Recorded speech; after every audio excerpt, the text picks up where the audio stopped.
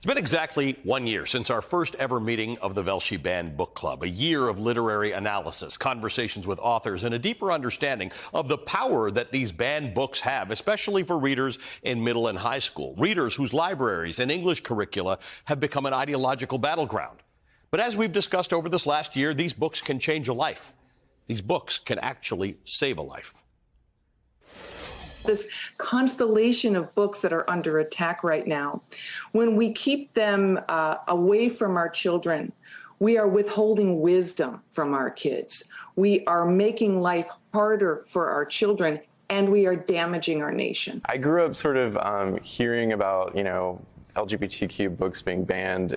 I would have to sneak to Barnes & Noble and go to the gay and lesbian section and find Edmund White's book, for example, A Boy's Own Story, and I would sort of sneak it. Sometimes I would put another cover on the front of it to sort of hide that I was reading it. The difference between my children and the parents of children who can cry out against this book is that they have to know the information in the book to stay safe. Mine have to know this information. I write to give young people hope, because I think the world conspires to take their hope away.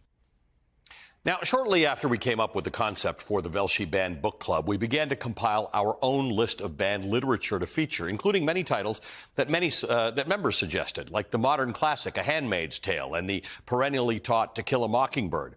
And we noticed an alarming pattern. The books that are most frequently targeted for ban almost always explore at least one of the same three themes: race in America, sexual identity, and women's bodily autonomy, including sexual assault and rape. This isn't something that's going away. It's actually getting worse. Curriculum and book banning aren't just buzzwords yelled into a microphone at a school board meeting. They are in political speeches, in legislation, and on the agendas of people who are vying for the White House.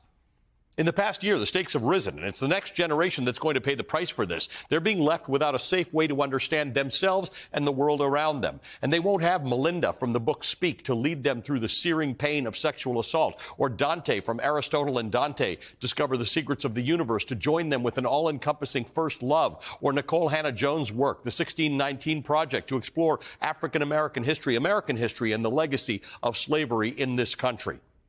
1 year ago, our thesis was that censorship is never okay, and that remains true. But today, after speaking with so many authors and reading so many of these targeted books, the Velshi Band Book Club has become a form of resistance. So to celebrate and honor 1 year of reading in resistance, we are taking it back to the beginning, back to the book and the author with whom we started it all, The 1619 Project, a new origin story by the Pulitzer Prize winner and honorary Band Book Club member Nicole Hannah-Jones. The initiative, named for the year the first enslaved African people arrived on the shores of Virginia, began as an editorial franchise for the New York Times. It's since grown to include a best-selling book, a children's picture book, school curricula, a podcast, and now a documentary series on Hulu narrated by Hannah-Jones herself. In 1619, enslaved Africans were brought across the water, the first to arrive over 400 years ago. And although they tried to break our ancestors, to erase our identities, we forged a new culture of our own, giving birth to ourselves. That body of work asks us to re-examine and reframe what we know to be true of U.S. history and consider that, quote, the experience of slavery is inextricable from American history, end quote. The 1619 Project turns to the past to explain the present, and successfully so. A grueling examination of the man considered to be the father of modern gynecology and the black woman on whom he experimented. That's just one example of Nicole Hannah-Jones' visceral writing that will stay with you for days, months, maybe your life. The book also highlights culture and legacy through creative writing. Each chapter includes a work of short fiction or a poem created by a different black writer, including Langston Hughes' famous and tragic poem, American Heartbreak, in the epigraph. Quote, I am the American heartbreak, the rock on which freedom stumped its toe, the great mistake that Jamestown made long ago.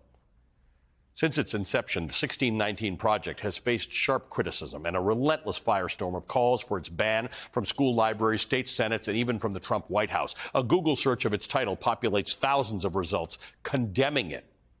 Why?